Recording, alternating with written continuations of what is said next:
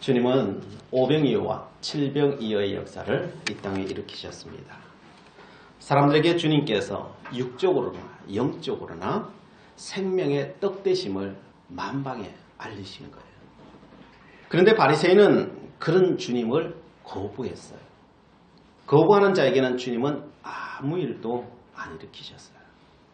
바리새인을 떠나는 제자들은 빵이 없어 걱정에 빠졌어요. 빵 대신은 주님을 옆에 두고 빵이 없다고 난리예요. 그래서 주님께서 야단을 칩니다. 우리는 눈을 뜨고 있으나 눈을 감고 있을 수가 있어요. 마치 예수님을 앞에 두고 걱정하는 제자들과 똑같을 수가 있어요. 그래서 그 뒤에 그것을 암시라도 하듯이 베세다의 맹인을 주님께서 찾아가셔요. 그 맹인의 눈을 띄워주시려고 하는 것이죠. 단지 맹인의 눈을 띄우는 것만 목적이 아니라고 했어요. 저번 시간에. 맹인의 믿음을 키우셔서 그 눈을 띄게 하셔요. 눈만 뜨는 것이 능사가 아니에요. 눈만 뜨는 것은 항상 위험을 포함하고 있어요.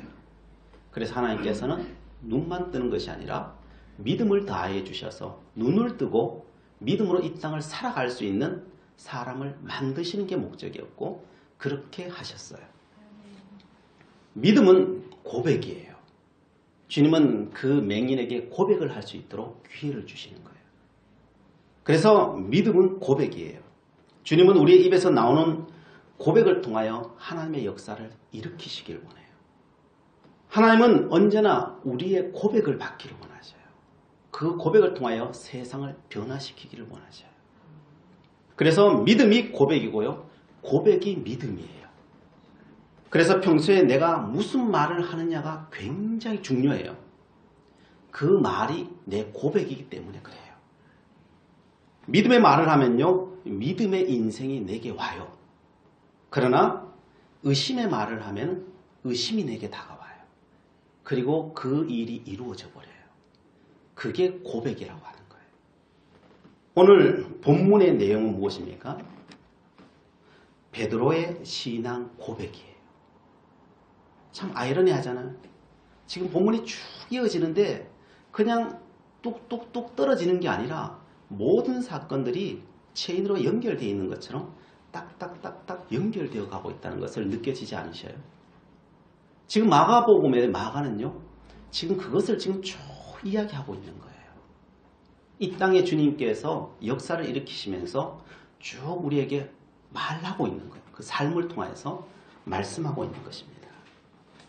자, 그러면 이 신앙 고백이 어떻게 이루어지는지를 살펴보겠습니다. 또한 어떤 신앙 고백이 참된 신앙 고백인지 우리는 이 시간 살펴보기를 원합니다. 예수님은 베세다에서 수많은 기적을 일으키고 다시 길을 떠나셨어요. 베세다는 갈릴리 우측 모서리에 있다고 했죠. 그 옛날 지명의 이름은 어부의 집이에요. 그곳에 어부들이 굉장히 많이 살았어요. 베드로의 고향이기도 하죠. 거기서 빌립보 가이사랴로, 그럼 갈릴리 호수 중앙으로 해가지고요 쭉 올라가는 곳이에요. 거기가 빌립보 가이사랴는 갈릴리 북쪽으로 이 요단강 발원지가 있는 곳이에요. 그곳이에요. 그것으로 올라갔습니다. 구장에 가면 변화산 사건이 있는데 그 변화산으로 가면서 그 중간쯤에 위치한 곳이 바로 빌립보 가이사랴입니다. 그곳에는 물이 굉장히 풍부해요. 물이 있어야 사람이 살죠. 그곳이 왜 물이 많냐면은 그 바로 위쪽에 헐몬산이 있어요. 굉장히 높은 산이 있는데 거기는 여름에도 이제 눈이 쌓여 있는 곳이에요. 그래서 그 눈이 흘러내려서 물이 항상 있는 곳이에요. 거기가.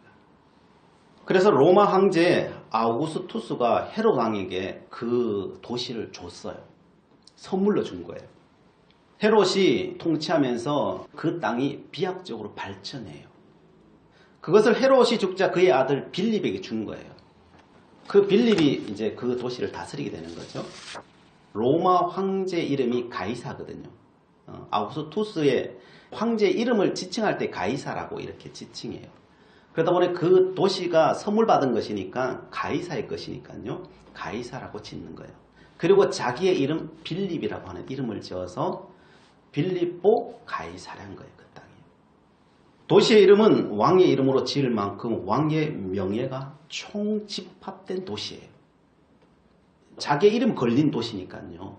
그리고 황제 이름까지 걸린 도시니까요. 이스라엘 땅에서 가장 모든 것을 다 투여한, 그리고 모든 그 당시에 과학과 문화와 모든 것이 직결된 곳이 이 빌립보 가이사랴라고 하는 땅이에요. 그럴 수밖에 없겠죠. 환경적으로. 그러다 보니까요. 그 도시를 황제의 도시라고 말하기도 하고 황금 만능주의가 팽배한 곳이에요. 그 땅이. 그리고 우상 숭배가 만연해 있던 곳이에요. 그곳이. 어찌 보면 당시 세상에서 가장 화려한 도시이에요. 그 땅이에요. 모든 사람이 가서 살고 싶은 선망의 대상이에요. 그 땅이. 세상이 보여줄 수 있는 모든 것이 그 땅에 있는 거예요. 거기에서 예수님께서 제자들에게 질문을 하는 거예요. 무슨 질문을 하느냐? 27절에 예수와 제자들이 빌립보 가이사랴 여러 마을로 나아가실세 길에서 제자들에게 물어 이르시되 사람들이 나를 누구라고 하느냐? 이런 질문을 던져요. 왜 예수님께서 이런 질문을 던질까요? 이유가 뭘까요? 사람은 무엇을 선택하는지를 보면은 그 사람이에요. 그래서 예수님께서 묻는 거예요. 그것도 가장 극단적인 것을 놓고 선택하는 것을 보면은 그게 그 사람 것이에요. 사실. 예수님은 지금 제자들과 함께 이 훈련하는 거예요. 이 훈련. 거기서요. 이런 것입니다. 우리가 돌멩이 먹을래, 빵 먹을래 그러면 뭘 먹겠다 그럴까요? 당연히 빵 먹겠다 그러죠. 이것으로는요 사람을 분별할 수가 없어요. 이 분별되지 않아요. 이게 누구나 다 빵 좋아한다 그러죠. 그렇기 때문에 이 사람이 어떤 사람인지 절대로 그것 가지고 분별할 수는 없어요. 그런데 한 손에는 세상에 가장 맛있는 빵을 들고요. 한 손에는 요즘 극한 직업이라고 하는 영화에 보면은 수원 왕갈비 치킨이라고 하는 게 가장 맛있는 그 치킨이 있어요. 두 개를 딱 놓고 뭐 먹을래 그러면은 고민이 되겠죠. 그러나 두 개 중에 하나 선택하라 그러면은 반드시 선택해야 되겠죠. 그러면은 내가 정말 빵을 좋아하는지 치킨을 좋아하는지 결정이 나겠죠. 그래서 예수님께서 빌립보 가이사랴에서 묻고 있는 거예요. 제자들은 빌립보 가이사랴를 선택하실 것이냐, 주님을 선택할 것이냐, 이걸 묻고 있는 거예요. 사실은요. 사람들은 누굴 선택할까요? 제자들은 누굴 선택할까요? 빌립보 가이사랴를 선택해요. 거의 100이면 100 다 주님을 선택하지 않아요. 빌립보 가이사랴를 선택해요. 그걸 어떻게 알까요? 살펴보면 알아요. 주님의 말씀을 살펴보면 알아요. 오늘 우리에게 묻는다면 우리는 백발백중 주님을 선택하지 않아요. 빌립보 가이사랴를 선택하게 되어 있어요. 예수님은 지금 그걸 묻고 있는 거예요. 이 질문에 대해 제자들이 말합니다. 28절에 제자들이 여짜와 이르되 세례 요한이라 하고 더러는 엘리야 더러는 선지자 중에 하나라 하나이다 라고 이렇게 대답해요. 예수님에 대한 세상 사람들의 이해입니다. 이것은요 제자들의 이해이기도 합니다. 또한 우리들의 이해이기도 해요. 세상 사람들과 제자들이 이 예수님에 대한 이해를 왜 이렇게 할 수밖에 없는가? 예수님의 사역을 보면요 먼저 세례 요한이라고 엘리야라고 말한 이유가 있어요. 말라기에 보면은 말라기 4장 5절 6절에 이렇게 말해요.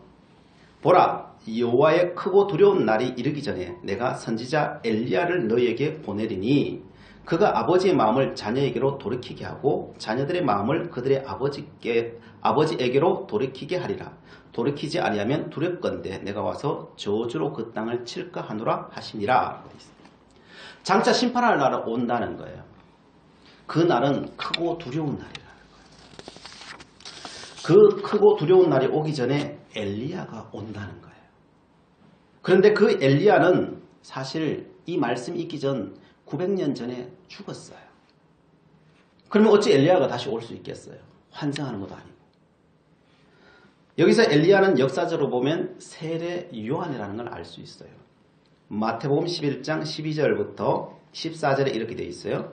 세례 요한 때부터 지금까지 천국은 침노를 당하나니 침노하는 자는 빼앗느니라.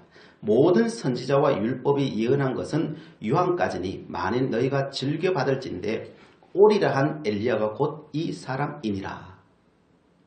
그 당시 사람들의 인식을 알 수 있습니다. 그 당시 사람들의 인식은 예수님을 보면서 이런 인식을 가지는 거예요. 예수님은 세례 요한이 한 일을 이어서 하는 사람 정도로 파악하고 있는 거예요. 이미 세례 요한은 헤롯에 의해서 이미 죽은 때예요. 이때는요. 그래서 예수님은 메시아 길을 닦는 제2의 세례 요한으로 사람들이 다 인식하고 있는 거예요. 이것도 저것도 모르는 사람은 그냥 선지자 중에 한 사람입니다. 바른말 하시니까요. 그렇게 이해하고 있는 것이죠. 예수님은 그 대답이 마음에 안 들었어요. 왜냐하면 예수님은 그런 분이 아니시니까요. 이번엔 제자들에게 질문합니다. 29절이죠. 또 물으시되 너희는 나를 누구라 하느냐. 베드로가 대답하여 이르되 주는 그리스도 신이다 하며 라고 되어 있어요. 제자들에게 물으니까요. 가장 마음이 성급한 사람. 이 사람이 베드로거든요.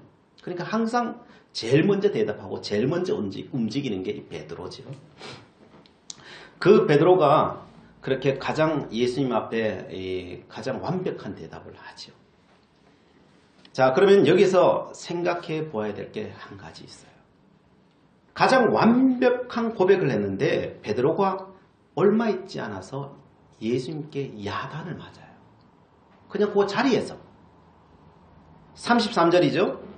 베드로를 꾸짖어 이르시되 사단아 내 뒤로 물러가라. 내가 하나님의 일을 생각하지 아니하고 도리어 사람의 일을 생각하는 도다 라고 해요. 자, 그러면 베드로의 이 고백이 참된 고백이었을까요? 아니면 거짓 고백이었을까요? 속으로 돼야 돼요. 참된 고백이라면 야단 맞으면 안 돼요. 근데 거짓 고백이라고 하면 예수님의 칭찬은 또한 말이 안 돼요. 그런데 베드로가 한 자리에서 두 가지 다 하고 있는 거예요, 지금요. 뭐 어떻게 받아들여요? 어느 게 진실이고 어느 게 거짓이에요? 진실이 이런 겁니다. 베드로의 그 말 자체는 참된 고백이에요. 그러나 그 중심은 거짓이에요. 이게 답이에요. 어찌 그럴 수 있는가 싶지만 사실 그것이 현실이에요. 현실. 오늘 또 우리도 그럴 수 있다는 거예요. 이걸 기억하셔야 돼요. 오늘날 많은 사람들이 예수를 믿습니다. 그러나 안 믿고 있을 수 있어요. 그게 우리의 현주소일 수 있어요. 구원 받았느냐 못 받았느냐 이야기하자는 게 아니에요. 베드로가 고백하기 전에도 제자였고요. 고백한 후에도 제자고요. 성령 충만 받았을 때도 제자예요. 이걸 잊으면 안 돼요. 지금 우리가 생각해야 될 것은요. 분명한 것은 고백하기 전에 베드로와 고백한 후에 베드로가 다르고요. 성령 충만한 후에 베드로가 달라요. 다르다는 걸 인정하셔야 돼요. 그런 의미에서 나는 지금 어느 위치에 서 있느냐. 베드로처럼 고백 전에 위치에 서 있냐 후에 있느냐 성령 충만한 뒤에 내가 서 있느냐 내 위치를 오늘 말씀을 통해서 살펴보고 우리가 가야 될 길 주님께서 나를 어디로 지금 인도하고 계시는가를 분명히 깨달아야 돼요. 자, 그러면 베드로의 고백은 어떻게 가능했냐? 그러면은 베드로의 고백은 그 중심은 거짓인데 어떻게 그 말이 참이 나올 수 있느냐? 그게 가능하냐? 성경은 가능하다는 거예요. 마태복음에 가보면 이것은 자신의 고백이 아니에요. 베드로의 고백이 아니에요. 마태복음 16장 17절이죠. 예수께서 대답하여 이르시되 바요나 시몬아 내가 복이 있도다. 이를 내게 알게 한 이는 혈육이 아니요 하늘에 계신 내 아버지시니라 라고 말해요. 하나님 아버지가 네 속에다가 그 말을 심어줬기 생각을 심어줬기 때문에 네가 그 말을 하는 거지 그게 네 고백이 아니라는 거예요. 그러나 네가 네 입으로 고백했기 때문에 복은 네가 받을 거다. 복은 받지만은 그게 참된 진실로 네 고백은 아니라는 거예요. 이걸 기억하셔야 돼요. 누가 알려주셨다고요? 하늘에 계신 아버지가 알려준 거예요. 그걸 뭐라고 우리는 표현해요? 은혜라고 표현하는 거예요. 은혜라고 표현하는 거예요. 내가 어떻게 구원받았을까요? 하나님의 은혜로 구원받은 거예요. 내가 고백했지만 그게 내가 고백한 게 아니고요. 하나님의 은혜로 내가 고백되어진 거예요. 내가 예수를 잘나서 똑똑해서 믿은 게 아니고요. 하나님께서 믿을 수 있도록 나를 살려주셨고 내 입에 그 말을 넣어주셨기 때문에 내가 믿을 수 있는 거예요. 그걸 이야기하는 거예요. 우리 똑똑해서 믿은 게 아니라니까요. 하늘에 계신 우리 아버지께서 믿게 해주지 않으면요. 누구도 하나님을 믿을 수가 없어요. 그래서 내 입으로 말했다고 해서요. 그게 내 참된 지식이 아닐 수 있다는 것을 여러분 기억하셔야 돼요. 그게 내게 아닐 수 있어요. 내게 아님에도 불구하고 내가 고백해서 내가 구원은 받을 수 있어요. 그러나 그것이 내게 아닐 수 있어요. 자, 그러면 내가 고백했는지 아니면 아버지께서 믿게 하셔서 고백했는지 이 검증해 봐야 되잖아요. 내가 정말 그런 사람인지 내가 그런 사람이 아닌지 내가 검증해 봐야 알잖아요. 그죠? 그냥 어떻게 알겠어요? 자, 검증해 보는 시간을 갖겠습니다. 마태복음 18장 23절 찾아보겠습니다. 부터 27절까지 읽어보겠습니다. 시작. 그러므로 천국은 그 종들과 결산하려 하던 어떤 임금과 같으니 결산할 때 10,000달란트 빚진 자 하나를 데려오매 갚을 것이 없는지라 주인이 명하여 그 몸과 아내와 자식들과 모든 소유를 다 팔아 갚게 하라 하니 그 종이 엎드려 절하며 이르되 내게 참으소서 다 갚으리이다 하거늘 그 종의 주인이 불쌍히 여겨 놓아 보내며 그 빚을 탕감하여 주었더니 라고 되어 있습니다. 오늘 본문에서는 10,000달란트 빚진 자가 나오고 있어요. 이 10,000달란트 빚진 자가 갚을 길이 없어 왕에게 참아달라고 용서해달라고 그래서 긍휼하게 달라고 막 간구하죠. 그러자 왕이 어떻게 해요? 탕감해 주죠. 10,000달란트를. 10,000달란트는 얼만큼 돈일까요? 현재 시세로도 수조가 넘는 돈이에요. 이거는 그냥 수조를 이야기하자는 것이 아니라 아예 갚을 수 없는 돈을 이야기하는 거예요. 불가능한 걸 이야기하는 거예요. 그러면요 10,000달란트 빚진 자는 누구예요? 오늘 우리 시대에 내 자신이죠. 내 자신. 어디서 10,000달란트 갚음 받았어요? 내 죄악이 갚을 수 없는 10,000달란트와 같은데 주님의 십자가의 은혜로 우리가 고백만 했는데 사함받은 그 은혜를 10,000달란트로 표현하는 거죠. 우리는 그렇게 다 사함받았다는 거예요. 그래서 우리가 구원받았어요. 우리가 뭔 능력이 있어서 실력이 있어서 구원받은 게 아니라 오직 하나님의 은혜로 구원받았다는 거예요. 이게요. 그런데 우리가 이 인식이 있냐고요. 10,000달란트의 사함받은 인식이 우리한테 있냐고요. 우리는 이 인식이 없어요. 지식이 있을 뿐이지 우리의 인식이 있는 건 아니에요. 이 인식은요. 그냥 하나님 아버지께서 그냥 주신 거예요. 우리는 그냥 말하라 그래서 말했고 고백했을 뿐이에요. 그러나 그 10,000달란트 빚진 자라고 하는 내 생각이나 내 실력이 있느냐. 이게 우리 실력으로 와 있지 않아요. 그냥 지식으로 와 있을 뿐이죠. 지식으로. 지식은 실력이 아니에요. 삶이 실력이지. 그래서 이것은 우리의 지식이 아니고요. 아버지의 실력이에요. 아버지의 실력. 그러면 정말 그런지 안 그런지는 28절부터 보면 알아요. 28절부터 30절까지 한번 읽어보겠습니다. 시작. 그 종이 나가서 자기에게 100달러나 빚진 동료 한 사람을 만나 붙들어 목을 잡고 이르되 빚을 갚으라 하며 그 동료가 엎드려 간구하 이르되 나에게 참아주소서 갚으리이다 하되 허락하지 아니하고 이에 가서 그 빚을 갚도록 옥에 가두거늘. 10,000달란트를 탕감받은 자가 자기에게 100데나리온을 빚진 자에게 어떻게 대합니까? 그 100데나리온을 안 갚는다고 어디에 가둡니까? 옥에 가둬버려요. 100데나리온은 우리나라로 치면 한 1,000만 원 정도 되는 돈이에요. 왜 가두었을까요? 가둔 이유가 뭐예요? 빚 안 갚았다고 한 거잖아요. 그런데 전체적으로 보면 가둘 수 있어요, 없어요? 그 사람을? 가둘 수 없지요, 사실. 자기가 1만 달란트 빚져 있었다는 그 인식이 있다면 100데나리온 빚진 자를 가둘 수 없어요. 있을 수 없는 일이죠. 근데 해요, 안 해요? 가둬버리죠. 그게 사람이라는 거예요. 그러면 1만 달란트라고 하는 인식이 그 사람에게 있어요, 없어요? 받기는 받았는데 그 사람에게 인식이 없는 거예요.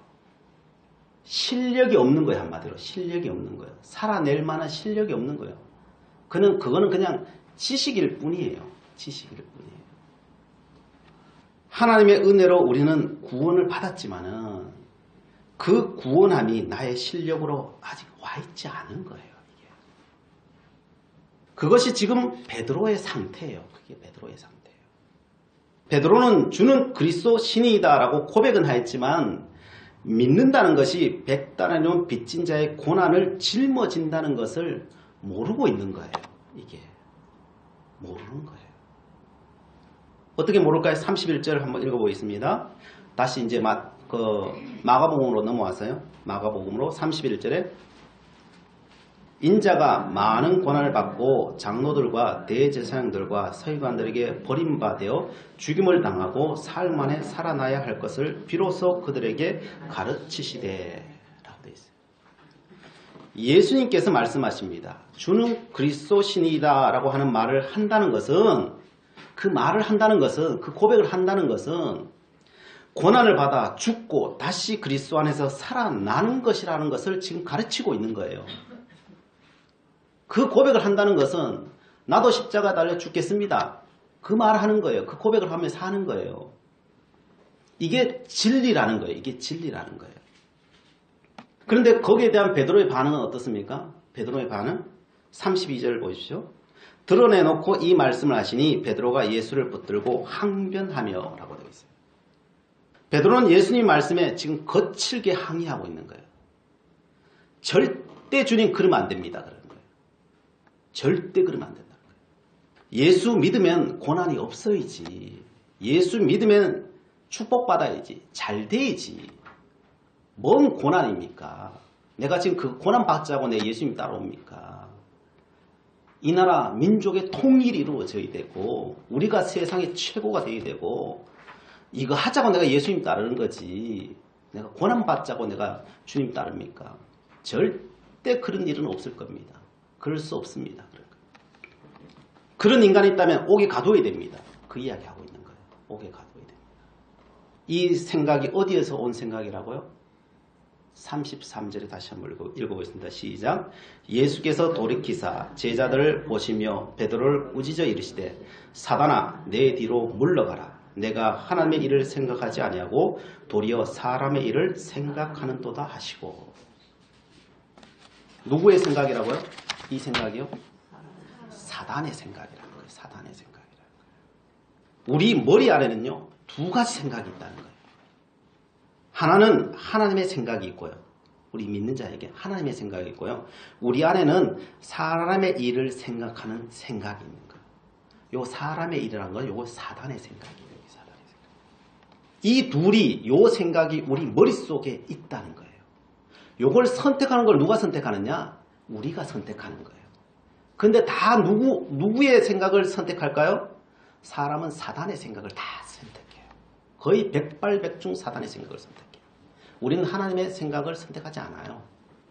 하나님의 생각은요 고난이기 때문에 그래요. 십자가이기 때문에 그래요. 마태복음 18장의 이야기로 돌아가면요 1만 달란트를 탕감받은 생각을 하고 있느냐 아니면 내가 받을 100데나리온을 생각하고 있느냐 요 2 생각이 우리의 머리를 감싸고 있다는 거예요. 요 속에 들어있다는 거예요. 이 둘은 우리의 생각 속에 다 있어요. 없는 게 아니에요. 다 있어요. 그러나 어느 것을 꺼낼지는 내 몫이에요. 내 몫. 1만 달란트를 꺼내는 사람은 하나님의 일을 생각하는 사람이에요. 100데나리온을 꺼내는 사람은 사람의 일을 생각하는 사람이에요. 자, 그럼 세상을 보십시오. 사람들이 1만 달란트를 생각하는 사람이 많습니까? 100데나리온을 생각하는 사람이 많습니까? 100데나리온. 거의 100이면 거의 100이에요. 모든 사람이 죄를 범하였으니 하나님의 영광에 이르지 못해요. 거기는요, 예수 안 믿는 자를 이야기하는 게 아니라 믿는 자도 이야기하는 거예요.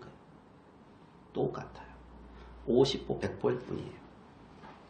베드로도요, 그 말을 하는 베드로 자신을 몰라요, 사실은요. 베드로는 베드로 자신에게 속고 있어요. 다른 어떤 누구에도 속는 게 아니에요. 베드로 자신의 생각에게 쏟고 있는 거예요. 그 사단에게 쏟고 있는 거예요. 예수님이 말합니다. 세상적으로는 그 말이 맞을지는 몰라요. 세상적으로는 그것이 그냥 옳은 이야기예요. 사실이에요. 틀린 게 아니에요. 100데나리온이 거짓이에요? 맞아요. 그게 틀린 이야기예요. 세상적으로는 맞는 이야기지만은 그것은 사람의 일이에요. 진리가 아니에요. 진리는 1만 달란트가 진리이지. 그것을 생각하는 사람이 하나님의 일을 생각하는 사람이고요. 그 사람이 진리예요. 그 사람이 진리예요. 사랑하는 성도 여러분, 그러면은 이걸 어떻게 해결하면 좋을까? 이게 다른 사람 이야기하고 내 이야기예요. 내 이야기. 목사인 내 이야기를 할 거예요. 이걸 어떻게 해결해요? 나도 모르는 나를 어떻게 이길 수 있냐 말이에요. 성경이 여기에 대해서 대답해 줍니다. 30절 말씀이에요. 이에 자기의 일을 아무에게도 말하지 말라 경고하시고. 왜 아무에게도 말하지 말라고 할까요? 이게 지식적으로 안다고 되는 문제가 아니기 때문에 그래요. 이건 말 많이 한다고 뭐 지식이 들어간다고 이걸 아냐. 이게 지식 들어간다고 그 지식 가지고 사람들은 다른 걸로 바꿔버리죠. 더 악하게 바꿔버리지. 그거 안다고 그 사람이 되는 게 아니고 그 사람 실력이 되는 게 아니에요. 그게요. 그래서 알리지 말라는 거예요. 이게 성령이 재해석해주지 않으면요. 절대로 그거는 몰라요. 그거는요. 몰라요. 다 쏘고 자기 자신에게 다 쏟게 돼 있어요. 하나님께서 내 눈을 바꾸지 않으면요. 내 눈으로 그 진리를 보지 않으면요. 우리는 그걸 보기가 정말 힘들어요. 그게 현실이에요. 그래서 그것을 보는 자는 누가 보느냐 하면요. 그래서 신약 성경에는요. 성령 충만한 자가 그 진리를 본다는 거예요. 그래서 끊임없이 성경은 성령 충만하라고 하는 거예요. 성령 충만할 때만이 내 눈이 열리는 거예요. 믿음의 눈이 열리는 거예요. 그게 보이는 거예요. 그래서 그 길을 가는 거예요. 그게 실력이라는 거예요. 그게 믿는 자의 실력이라는 거예요. 정말 그럴까요? 34절 보십시오. 다음 주에 볼 내용인데 그냥 마지막 구절로 여러분에게 말씀해 드립니다. 34절 읽고 마무리합니다. 다 같이 읽어보겠습니다. 시작.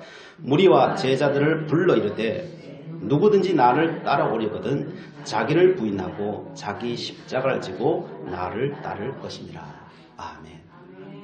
이 은혜가 우리에게 넘쳐나기를 축복합니다. 기도하시겠습니다. 사랑의 하나님, 참된 신앙 고백과 삶을 살아가기를 원합니다. 사단의 올무에서 벗어나 주의 성령의 충만함을 받기를 원합니다. 구하고 찾는 우리 모두에게 임재하여 주시옵소서. 예수님의 이름으로 기도드리옵나이다. 아멘.